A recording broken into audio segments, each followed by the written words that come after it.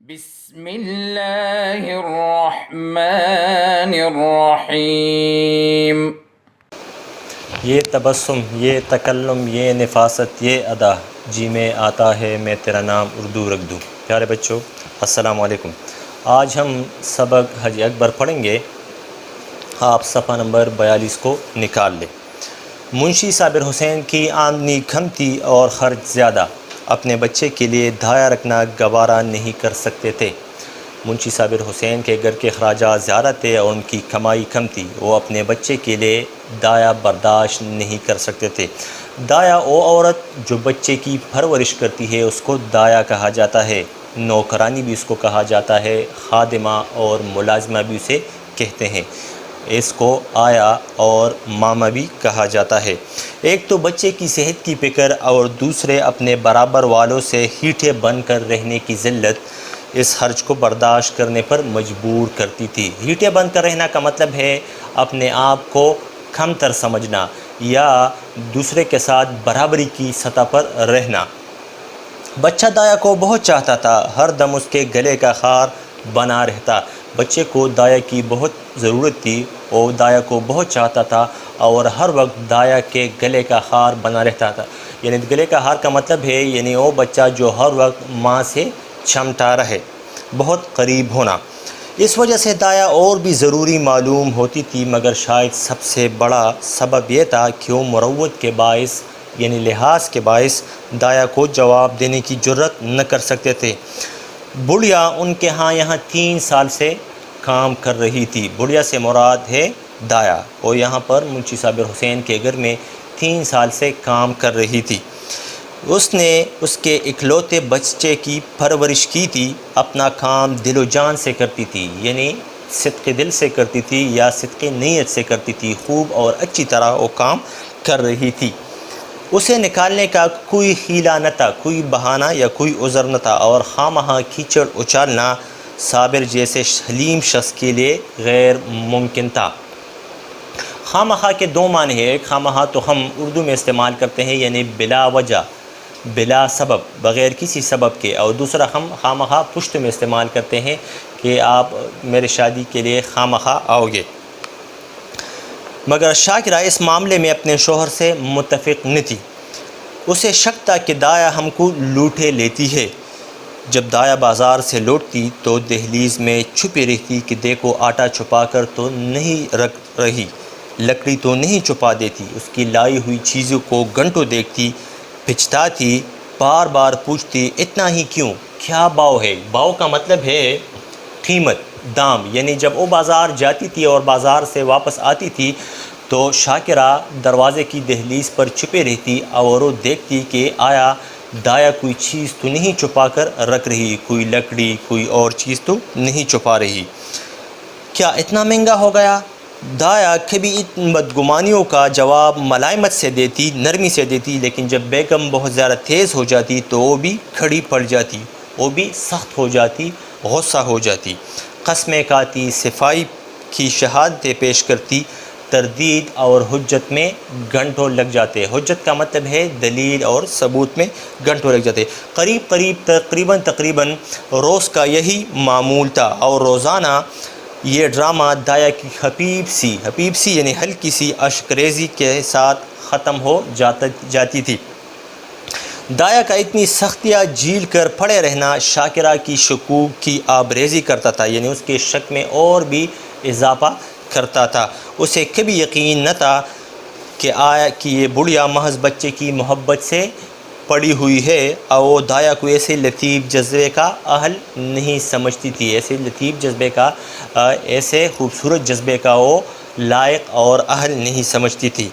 اتفاق سے ایک روز دایا کو بازار سے لوٹنے میں ذرا دیر ہو گئی۔ شاکرہ بھری بیٹھی تھی، یعنی ایک دن دایا بازار گئی تھی سودا سلپ لانے، اس کو واپس آنے میں ذرا دیر ہو گئی۔ شاکرہ غصے سے بھرپور بیٹھی ہوئی تھی۔ دایا کو دیکھتے ہی تیور بدل کر بولی، کیا بازار میں کھو گئی تھی؟ دایا نے خطاوارانہ انداز سے سر جھکا لیا اور بولی، خطاوارانہ انداز سے یعنی شرمندگی سے، قصوروار انداز میں وہ بولی، بی بی ایک جان پہچان کی ماما سے ملاقات ہو گئی اور باتیں کرنے لگی، یعنی ایک جان پہچان والی ایک دوست سے ملاقات ہو گئی، اس وجہ سے تھوڑی جو ہے وہ دیر ہو گئی۔ شاکرہ جواب سے اور بھی برہم ہو گئی اور بھی زیادہ غصہ ہو گئی۔ یہاں دفتر جانے کو دیر ہو رہی ہے، تمہیں سیر سپاٹے کی سوجی ہے؟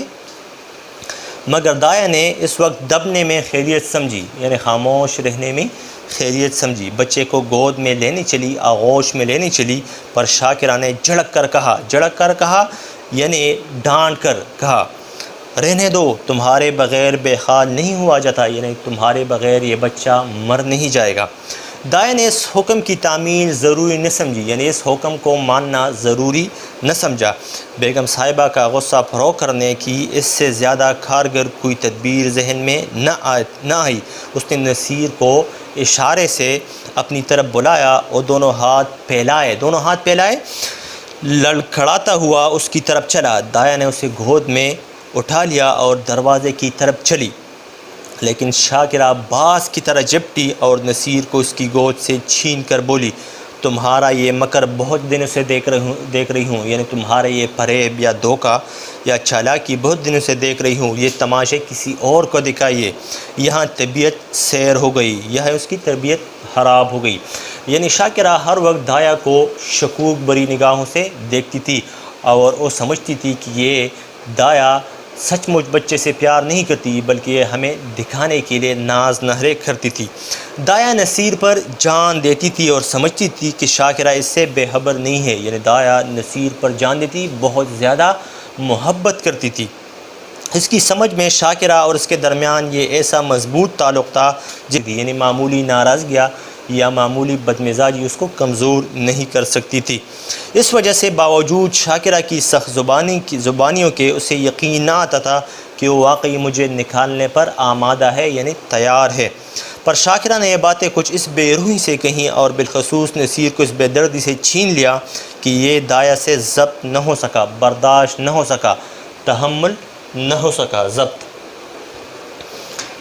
بولی، بیوی مجھ سے کوئی ایسی بڑی خطا تو نہیں ہوئی، بڑی غلطی تو مجھ سے نہیں ہوئی، اس پر اتنا جلا رہی ہو، یعنی اس پر اتنا تیش میں آ رہی ہو، اتنا غصہ کر رہی ہو، صاف کیوں نہیں کہہ دیتی کہ دوسرا دروازہ دیکھو، یعنی چلی جاؤ۔ اللہ نے پیدا کیا ہے تو رزق بھی دے گا، مزدوری کا کھال توڑا ہی ہے، یعنی مزدوری تو تھوڑی نہیں ہے، بہت زیادہ ہے۔ اللہ نے اگر مجھے پیدا کیا ہے تو وہی رزق بھی دے گا۔ اگر آپ مجھے یہاں نہیں رکھنا چاہتی تو آپ صاف مجھے کہہ دو کہ چلی جاؤ۔ دایا، ہاں خدا آپ کو سلامت رکھے، مامائیں دایا بہت ملیں گی، جو کچھ خطا ہوئی ہو معاف کیجیے گا، میں جاتی ہوں۔ شاکرہ، جا کر مردانے میں اپنی حساب کر لو۔ مردانی میں حساب کر لو یعنی مکان کا وہ حصہ جہاں پر مرد بیٹھتے ہیں، بیٹھک وغیرہ یا حساب کتاب کی جگہ۔ دایا، میری طرف سے نصیر میاں کو اس کی مٹھائیاں منگوا دیجیے گا۔ اتنے میں صابر حسین بھی باہر سے آ گئے۔ پوچھا، کیا ہے؟ دایا، کچھ نہیں، بیوی نے جواب دے دیا ہے، گھر جاتی ہوں۔ صابر حسین ہانگی ترددات سے یوں بچتے تھے جیسے کوئی برہنہ پاں کھانٹوں سے بچتے۔ انہیں سارے دن کے ایک ہی جگہ کھڑے رہنا منظور تھا، پر کھانٹوں پر پیر رکھنے کی جرت نہ تھی۔ چھینب جبی ہو کر بولے، بہت غصہ ہو کر بولے، کیا بات ہوئی؟ شاکرہ، کچھ نہیں، اپنی طبیعت نہیں جی چاہتا نہیں رکھتے، کسی کے ہاتھوں بک تو نہیں گئے، یعنی ہم کسی کے غلام تو نہیں ہیں، یا ہم کسی کے ہاتھوں بک تو نہیں ہو گئے۔ صابر، تمہیں بیٹے بٹھائے ایک نہ ایک کیچڑ سوچتی رہتی ہے، ایک نہ ایک سازش آپ کے ذہن میں آتی رہتی ہے۔ شاکرہ، ہاں مجھے تو اس بات کا جنون ہے، دیوانگی ہے، شوق ہے، کیا کروں، خصلت ہی ایسی ہے، عادت ہی ایسی ہے۔ تمہیں یہ بہت پیاری ہے تو لے جا کر گلے باندھو، میرے یہاں ضرورت نہیں ہے۔ دایا گھر سے نکلی تو اس کی آنکھیں لبریز تھی، آنکھیں آنسو سے بری ہوئی تھی۔ دایا گھر سے نکلی تو اس کی آنکھیں لبریز تھی، آنسو سے بری ہوئی تھی۔ دل نصیر کے لیے تڑپ رہا تھا، مچل رہا تھا کہ ایک بار بچے کو گود میں لے کر پیار کر لوں، پر یہ حسرت اس گھر سے نکلنا پڑا۔ نصیر دایا کے پیچھے پیچھے دروازے تک آیا، لیکن جب دایا نے دروازہ باہر سے بند کر دیا تو مچل کر زمین پر لیٹ گیا اور انا انا کہہ کر رونے لگا. مچل کر یعنی تڑپ کر یا ضد کر کے وہ زمین پر لیٹ گیا. یہ بچوں کی عمومی نفسیات ہوتی ہے. جب اس کی بات نہیں مانی جاتی تو وہ زمین پر لیٹتے ہیں اور رونا شروع کر دیتے ہیں. تو وہ بھی زمین پر لیٹ گیا اور رونے لگا اور انا انا کہہ کر پکارنے لگا. نصیر دایا کو انا کہہ کر پکارتا تھا. شاکرہ نے چمکارا پیار کیا، گود میں لینے کی کوشش کی. چمکارا کا مطلب ہے یعنی پیار کرنا، دلاسا دینا. مٹھائی کا لالچ دیا، میلہ دکھانے کا وعدہ کیا. اس سے کام نہ چلا تو بندر اور سپاہی اور لولو اور ہوا کی دھمکی دی، مگر نصیر پر مطلق اثر نہ ہوا. لولو اور ہوا کی دھمکی بچوں کو ڈرانے کی ایک فرضی کہانی ہوتی ہے. یہ ایک فرضی بات ہوتی ہے جو بچوں کو لوگ ڈرانے کے لیے کرتے ہیں. لوگ کہتے ہیں، ہم پشتو میں کہتے ہیں بورا لے یا بلار آلے، اس طرح. مگر نصیر پر مطلق اثر نہ ہوا، بالکل اثر نہ ہوا.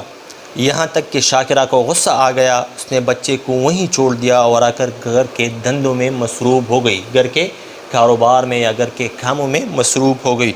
نصیر کا منہ اور گال لال ہو گئے. زیادہ رونے کی وجہ سے اس کا جو منہ تھا اور گال رخسار وہ لال ہو گئے.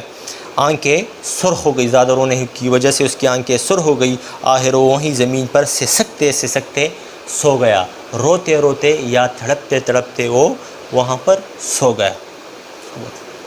اللهم انفعنا بما علمتنا وعلمنا ما ينفعنا وزدنا علما.